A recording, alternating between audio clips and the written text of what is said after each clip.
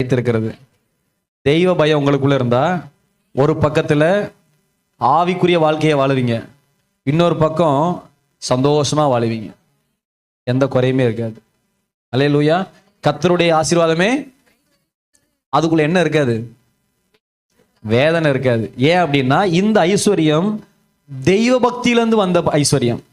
தெய்வ பக்தியிலிருந்து வர்ற ஐஸ்வர்யம் என்னைக்குமே உங்களுக்கு சமாதானத்தை கொடுக்கும், திருப்தியை கொடுக்கும், மகிழ்ச்சியை கொடுக்கும், ஆறுதலை கொடுக்கும், பாதுகாப்பை கொடுக்கும், தலைமுறைக்கு உங்களை வாழ வைக்கும்.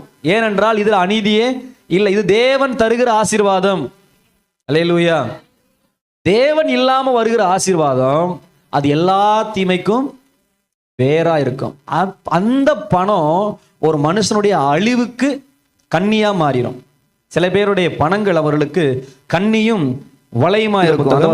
69:22 வாசிங்க. அவர்களுடைய பந்தி அவர்களுக்கு கண்ணியும் அவர்களுடைய செல்வம் அவர்களுக்கு வளையுமாய் இருக்க கடவுள். புரியுதுங்களா?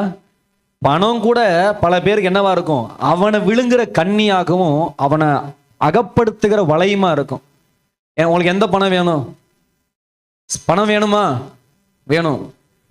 வாழ்க்கையில உயர்வு வேணுமா? வேணும். கனம், மதிப்பு, மரியாதை வேணுமா? வேணும். மகிமை வேணுமா? வேணும். அது தேவனிடத்திலிருந்து தான் வரணும். உங்களுக்கு வேணும்.